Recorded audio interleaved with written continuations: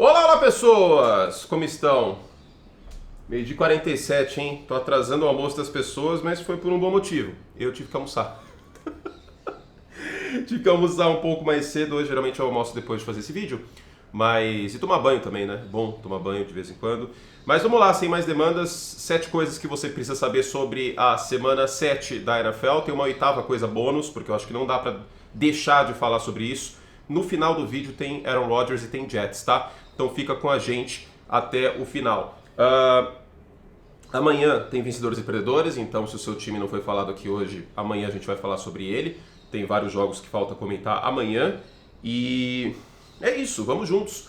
Para os membros tem 2 vídeos aí hoje, aliás, um vídeo hoje, 2 amanhã. Amanhã eu vou dissecar 2 jogos com 5 coisas que você precisa saber e os membros votam qual o jogo, tá bom? Hoje tem o respondendo 5 perguntas que eu fiz antes da semana 7, né? Sempre na prévia da rodada eu faço 5 perguntas que serão respondidas e eu respondo depois junto com os fatos, obviamente. Aliás, fomos bem na prévia, hein? Acertei, vamos fazer uma conta aqui. Acertei 1, 2, 3, 4, 5, 6, 7, 8, 9, 10, 11 jogos. Errei 2. Errei o Detroit ganhando de Minnesota, mas foi bem no final. E eu apostei nos Jets aí contra os Steelers. Lembrando que hoje tem 2 Monday Night Football e eu comento no Disney Plus, até acabar outro jogo, junto com o Ari, o jogo entre Los Angeles e Arizona. Vamos lá então, a primeira coisa que você tem que saber é que a gente precisa ir além dos números do Patrick Mahomes nesse início de temporada. Sim, ele é o quarterback mais interceptado da NFL neste ano. Sim, houve interceptações que foram culpa dele na temporada, mas as de ontem não, né? Não foi culpa do Mahomes as interceptações, na minha visão, tá? Inclusive, a gente vai falar sobre Brock Purdy no final desse vídeo também, sobre os 49ers. Fiquem com a gente. Mas fato é que os Chiefs têm um sistema muito vencedor neste momento. Eu vou falar uma coisa completamente bizarra agora. Então se preparem, se preparem.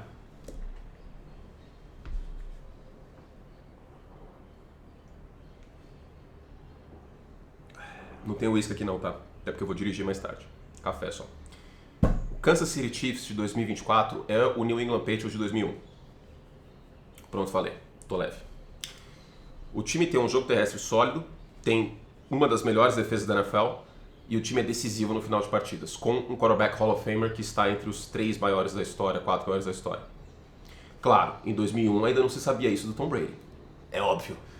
Mas assistindo esse Kansas City Chiefs me lembra muito alguns jogos. Eu ainda não tive a oportunidade de assistir todos os jogos daquela temporada de 2001 dos Patriots, que é uma temporada que eu gosto bastante, inclusive, né? Foi a primeira vez que eu vi um jogo de futebol americano, que não foi dos Patriots, foi Jets e Raiders no Wild Card. Não tenho muitas lembranças desse jogo, só lembro que eu estava de férias, enfim.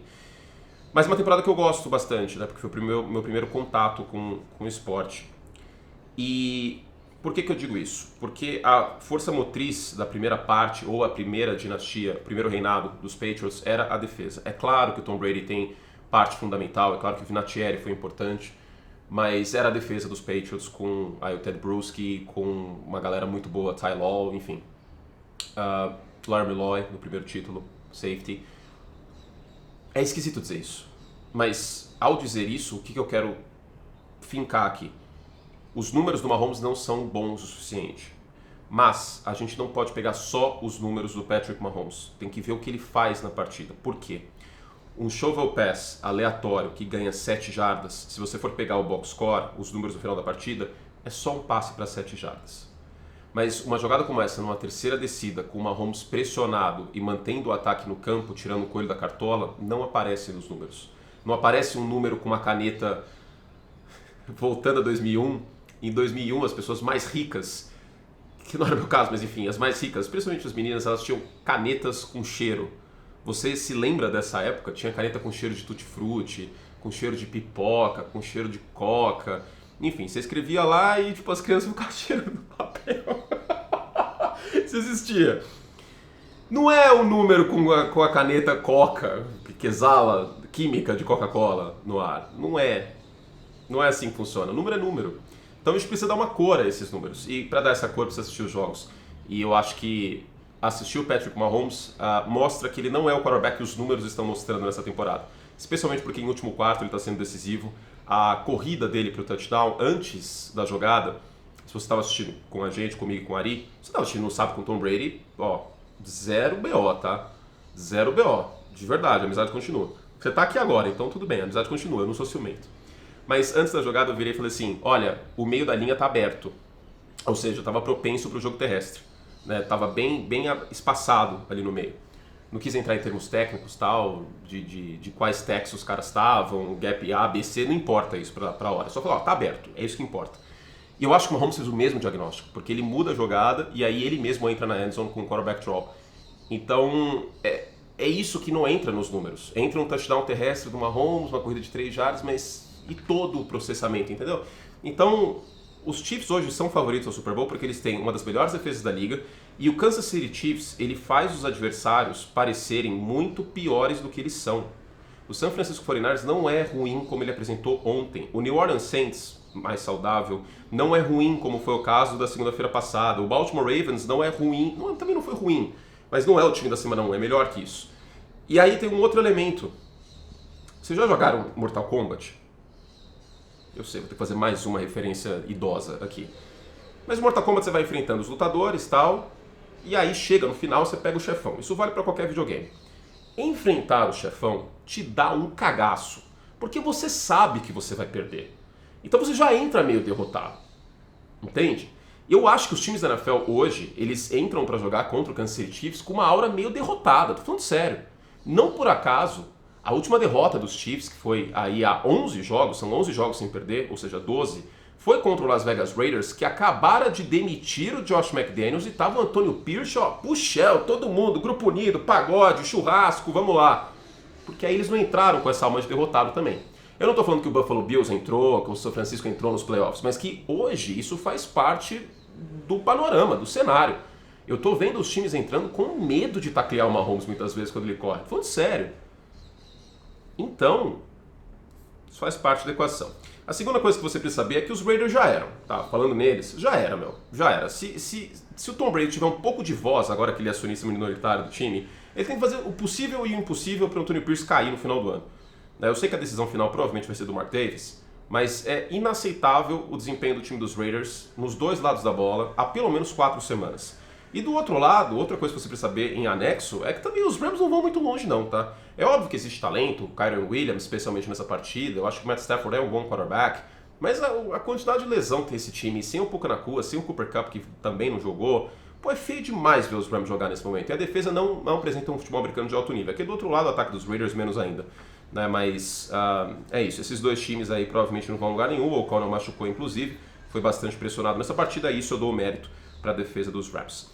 Ó, a terceira coisa que você precisa saber, eu vou falar um pouco do Washington Commanders aqui. Vocês acharam que eu não ia falar do Washington Commanders, né? Porque foi um jogo um pouco abaixo do radar e tal.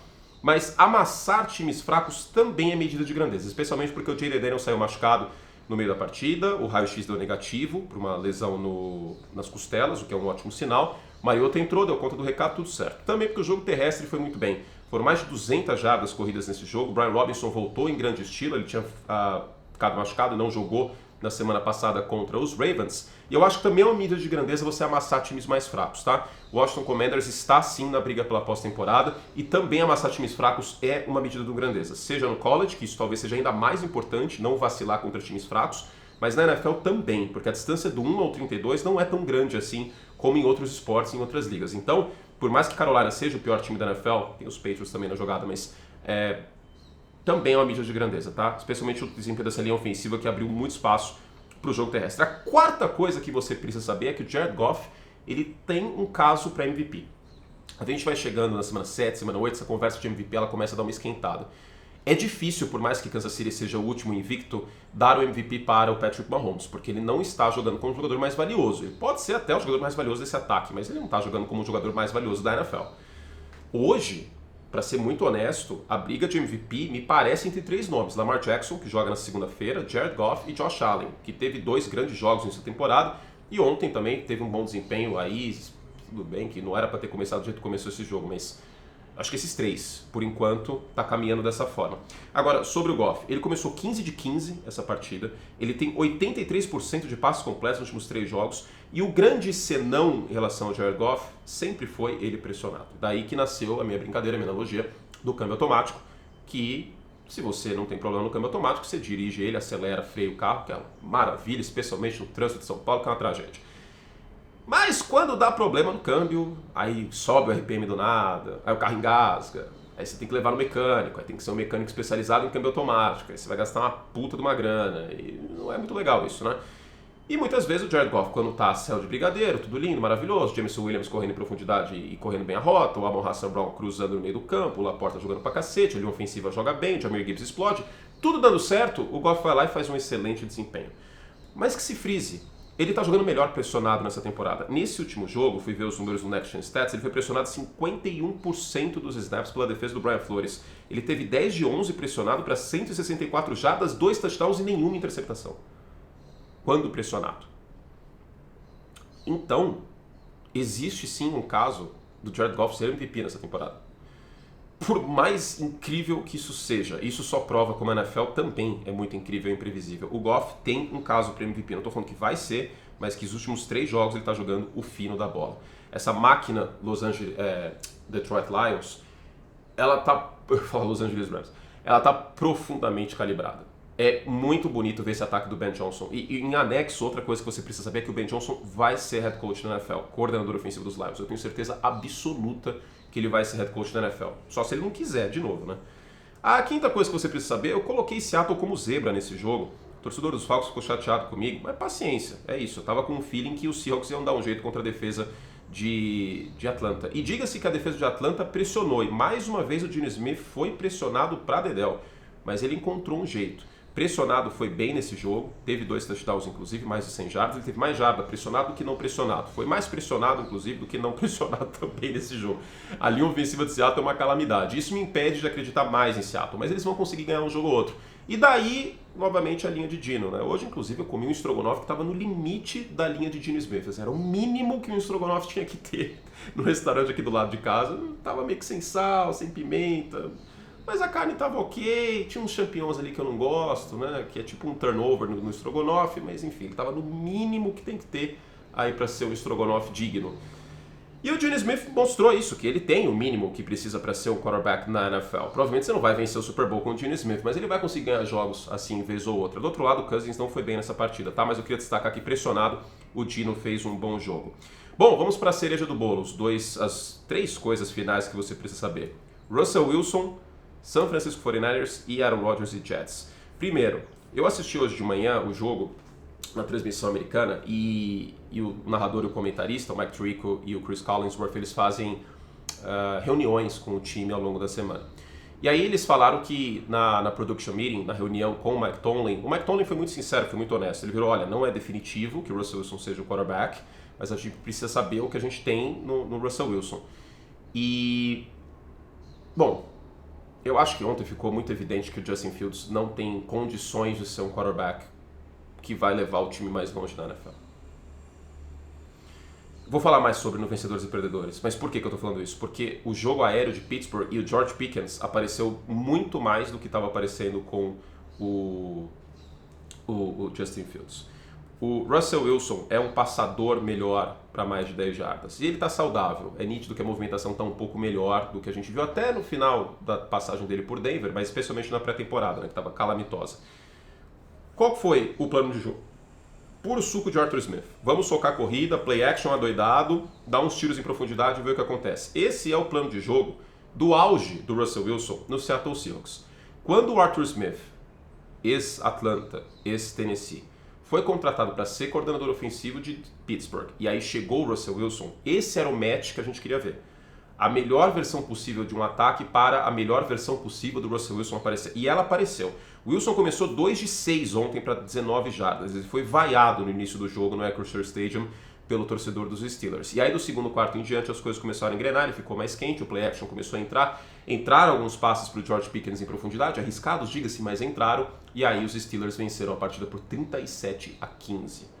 Então, com a defesa que os Steelers têm, com o jogo terrestre jogando melhor, a gente está vendo o Najee Harris jogando bem nesses últimos jogos, inclusive, com o play action entrando e o Russell Wilson conseguindo esses tiros em profundidade, o Pittsburgh Steelers é um time mais respeitável do que era com o Justin Fields. Sim, o Justin Fields te dá o elemento terrestre, mas tão somente isso. O Russell Wilson, pelo que a gente viu ontem, ainda consegue te dar um pouco do jogo aéreo. O Russell Wilson hoje é um quarterback. Por mais que não seja um grande quarterback, por mais que não seja o quarterback que já foi, o Russell Wilson continua na denominação atleta. E preste atenção, porque eu vou usar bastante essa denominação daqui em diante. No college football, quando um cara chega do high school e não tem posição definida, ele tem posição de atleta. E aí, no college, os caras se viram para ver o que ele é. E diga-se que Justin Fields, Will Levis, Daniel Jones, são tudo atleta. Eu não vou mais chamar essa galera de quarterback, porque eles não são quarterback, eles são atletas. Eles não são quarterbacks. Não são. Seguinte, sétima coisa que você precisa saber é que... Vocês assistiram How I Met Your Mother até o final? Não precisa ser How I Met Your Mother, pode ser qualquer outra série. A nona e final temporada de How I Met Your Mother é cansada. Os personagens estão todos lá. Tá o Marshall, tá o Ted, tá a Lily, tá o Barney, tá o Robin, mas é cansada essa última temporada. É cansada, assim. Eu lembro de assistir um por semana, na época eu assistia... Eu comecei a assistir na sexta temporada, então da sexta até a nona eu assisti sempre quando saía. E, cara, na nona temporada era tipo um esforço, assim, tipo, putz, eu vou continuar, eu quero ver o Ted encontrando a mãe, vou continuar, até quebrar a cara no final, né? Terrível o final, triste pra cacete, mas é a vida, né? Não vou dar spoiler. A temporada de 2024 do San Francisco 49ers, ela me parece uma última temporada de uma série boa. Ela me soa assim, porque... Os personagens estão lá ainda. Kyle Shanahan tá lá, Brock Purdy tá lá, Deebo Samuel, embora não tenha jogado, tá lá, o Ayuk machucou ontem, possivelmente fora da temporada, tá lá, o Fred Warner tá lá, Travarius Ward tá lá, Nick Bosa, que entrou liderando a NFL Impressões nessa partida, tá lá, mas parece que tá todo mundo de saco cheio, tá todo mundo cansado, como se fosse uma última temporada de uma série. Ou então a reunião de uma série que acabou, tipo, e aí você pode escolher ou Friends ou Sai de Baixo. Então teve os episódios especiais de Sai de Baixo em 2012, se eu não me engano. Não era a mesma coisa do final dos anos 90, sabe? E a impressão que me passa, e sim, existem lesões, e neste caso o Christian McCaffrey ou o Marshall fazendo gravações longe do elenco, porque o McCaffrey não tá jogando. Eu não sei, São Francisco não tem o mesmo brilho do ano passado. Não dá gosto de assistir os 49ers que nem dava gosto de assistir no ano passado. E eu acho que o torcedor de São Francisco, ele concorda comigo nesse aspecto. Lógico, tem as lesões envolvidas, o Christian McCaffrey ainda volta nessa temporada, a janela para ele voltar, segundo os insiders nos Estados Unidos, da semana 10 a semana 12. E aí vamos lá. São Francisco tem 3-4 de campanha. E amanhã eu vou falar sobre o Brock Purdy, tá? Do Vencedores e Perdedores. Vou deixar para amanhã. São Francisco pega Dallas, depois folga, depois pega Tampa, Seattle, em Green Bay, em Buffalo. São Francisco, vamos imaginar que ganhe de Dallas, aí folga. Vamos imaginar que perca para Tampa. É possível, o jogo é em Tampa. E os Buccaneers estão jogando bem nessa temporada. Aí vence Seattle, que nos últimos jogos estão sendo freguês, perde para Green Bay, perde para Buffalo. Aqui são, então, 2 vitórias e 3 derrotas. Com isso, ficaria 5-7. É uma possibilidade, assim, de São Francisco ficar 5-7. Não é absurdo eles perderem para Tampa, Green Bay e Buffalo. Não é nenhum absurdo. Nenhum absurdo. Podem, claro, ganhar todos esses jogos, ou que fique campanha positiva, mas vamos imaginar um cenário otimista, então. Eu vou até apagar aqui. Vamos imaginar um cenário otimista. Vamos imaginar que São Francisco vence Dallas, vence Tampa, vence Seattle, perde para Green Bay, perde para Buffalo. Otimista, é possível. Vai ficar, então, com 3-2-6-6, que também não é uma campanha para folga. Agora, um cenário muito otimista, que ganhe, que perca só um jogo, que ganhe de Green Bay e perca para Buffalo. Fica 7-5. 7-5, beleza, dá para sonhar com a folga ainda, mas qual que é o cerne da questão? Não é a mesma coisa. Não é a mesma coisa do ano passado. E assim, as perspectivas são piores. Tem algumas semanas que eu coloquei o sinal amarelo para São Francisco. A secundária é uma das que mais cede big play na NFL. A linha ofensiva não está jogando bem nessa temporada comparado à temporada passada. O Christian McCaffrey fora é um soco nos 49ers na Red Zone. O Brock Purdy ontem teve 2 interceptações péssimas. A da Red Zone derradeira, mas aquela outra pro Ronnie Bell foi bem feia também. Foi erro dele. O próprio Kyle Shanahan disse isso na coletiva. Não foi erro de rota do Ronnie Bell, não. E o Purdy começou o jogo bem sonolento. Então, em meio a tudo isso, é sim preocupante a situação de São Francisco. É sim preocupante. Agora, para não dizer que eu não falei das flores, vamos para Aaron Rodgers. Seguinte. Os Jets perderam por conta do Aaron Rodgers ontem? Não. Não diria que foi por conta do Aaron Rodgers, sinceramente. Até porque as 2 interceptações foram drops do George Pickens. A leitura Foram passes arriscados.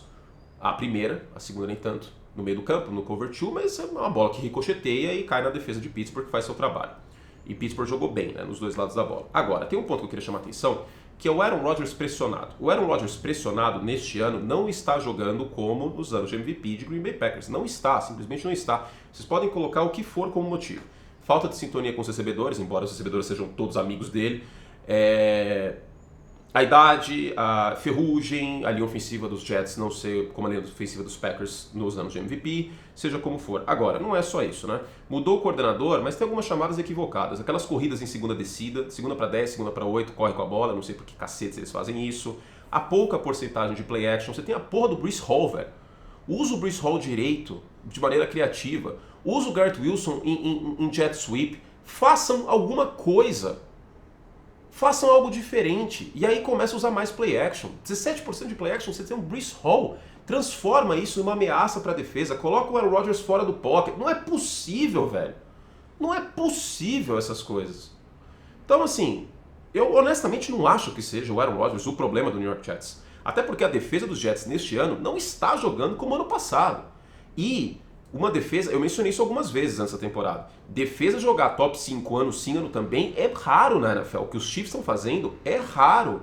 Os Ravens não são uma defesa top 5 neste ano. Contra a corrida até são, mas no geral não são. Os Browns, que foram a segunda melhor defesa ano passado, não são uma defesa top 5 neste ano.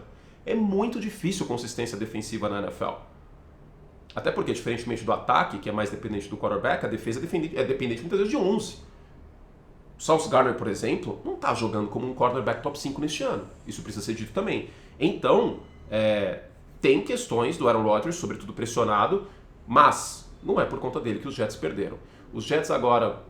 Deixa eu ver o calendário aqui dos Jets em tempo real para vocês. Quem sabe faz ao vivo, galera! Aliás, falando em ao vivo, eu não consegui fazer live ontem, viu, membros? Perdão, a internet foi de arrasta. Os Jets têm 4 derrotas seguidas. Eles pegam os Patriots semana que vem, devem vencer, tá? Porque New England é um dos piores times da NFL e o vestiário e o Gerald Mayer já vão sair na porrada a qualquer momento. Depois eles pegam Houston, fora de casa, depois Arizona, fora de casa, e depois o Indianapolis Colts em casa. Dá pra ganhar 3 jogos aqui, é possível, tá? Ganhando 3 jogos, os Jets ficam 5-6. 5-6 eles estão na briga pelo wild card, mas eles não vão poder vacilar contra Patriots, Cardinals e Colts, sobretudo. Aí eles vão pra folga, e aí vamos ver o que acontece na reta final do calendário. Lembrando que eles pegam 2 vezes os Dolphins, provavelmente com o Tua de volta. Pegam o Jacksonville Jaguars, uma secundária mais frágil. Pegam os Rams, provavelmente já eliminados na semana 16. Mas um jogo que pode ser o fiel da balança, os 2 jogos, semana 17 em Buffalo e semana 18 em Miami, com Miami em casa. Tá? Os Jets não estão fora dos playoffs, mas está começando aí de arrasta, até porque não está me passando confiança o todo. Não é só na conta do Rodgers, não. Gente, é isso, fizemos todo o que podíamos. Eu vou responder agora as perguntas que eu fiz antes da semana 7, tá? Em vídeo só para os membros, vamos juntos. Hoje, semana NFL mais cedo, às 18 horas, eu te espero com o Narda. Tem o Liga às 8 e depois mais tarde, às 10, se eu não me engano, tem Chargers e Cardinals só no Disney Plus, a gente te espera. Beijo carinhoso, para mais conteúdo assina o Like Plus. Amanhã tem Vencedores e Perdedores para falar de outros jogos. Vamos juntos, até a próxima. Beijinho, beijinho. Tchau, tchau.